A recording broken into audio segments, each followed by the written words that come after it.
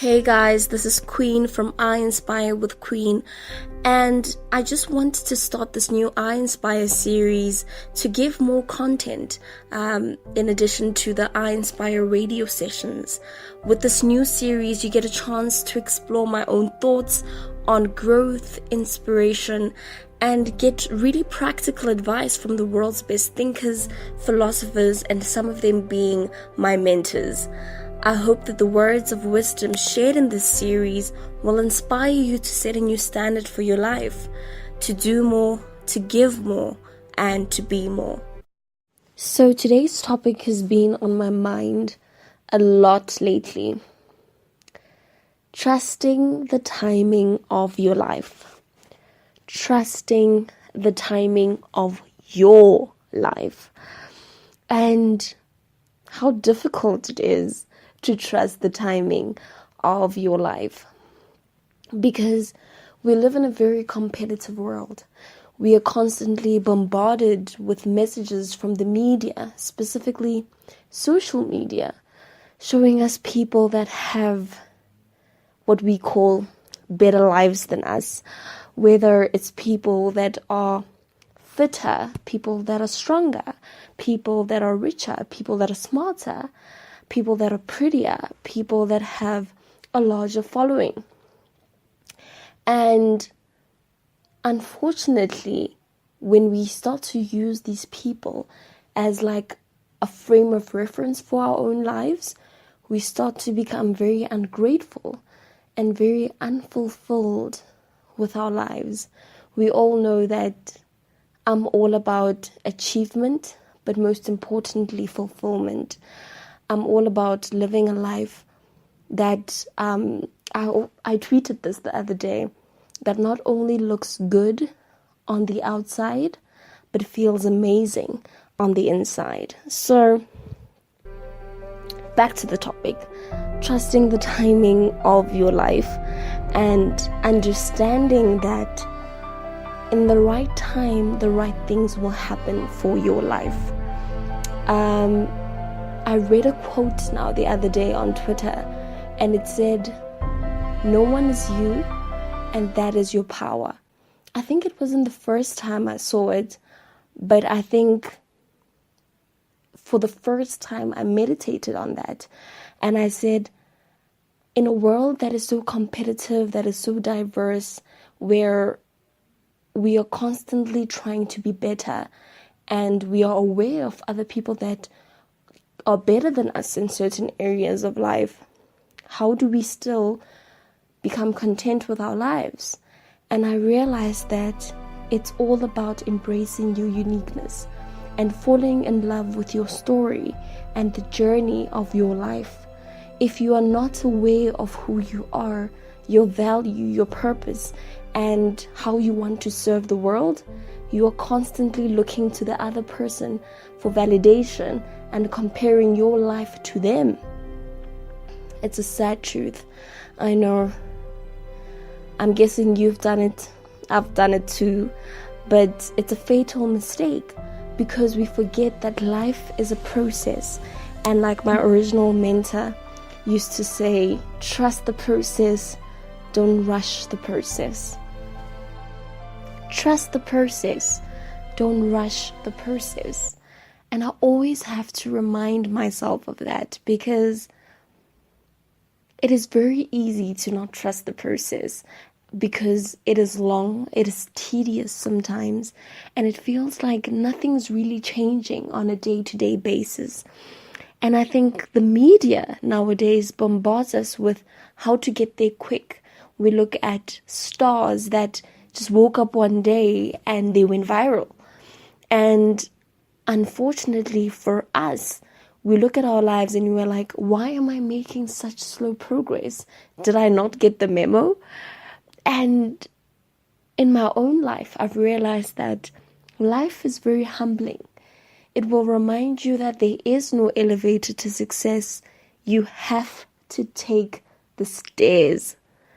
You can't take any shortcuts to success, because greatness takes time. You have to be willing to put in the hours, the time, the sweat, the effort. I was having lunch with a friend the other day, and we were sitting down and we're discussing, people that we regard as successful in our modern times. And the one person that came up was Bill Gates, a man who has really outdone himself, who is worth 86.6 billion, I'm estimating. And today he's like a world icon, changing people's lives, just a life of wealth and impact. And whilst I was talking about him, we remembered that he said he had the 10 dark years. And his 10 dark years, he spent time with himself, working on himself, working on the software, working on Microsoft. And the media never talks about that because it's not as glamorous as the one-hit wonder that we see in the media so often. So let's not forget that even Bill Gates himself had to have 10 dark years. And our very own Nelson Mandela had 27 years in prison. 27 for him to be regarded as a world icon. He had to survive so much pain, so much hurt, so many disappointments along the way. But he actually came out on top. We actually look back and we say Madiba is a legend. But being a legend comes at a price. And we have to ask ourselves, for the dreams that we have for ourselves, are we willing to work hard? Are we willing to go the extra mile? Are we willing to have our own 10 dark years for us to make it? There's also a lot of frustration that usually accompanies the process of anything in life. We feel like because it's taking so long, or it's so difficult, or you don't have enough support, that it's just not for you. But what I've realized and what I've read in a lot of books and heard from a lot of my mentors is that the process itself is the prize, is the promise, is the gift. And it's a very weird way to look at it, because when you listen to people like Oprah, Bill Gates, Steve Jobs, they will tell you that the wrong turns of their lives really set the trajectory for their lives, and their hurts actually contributed to their success.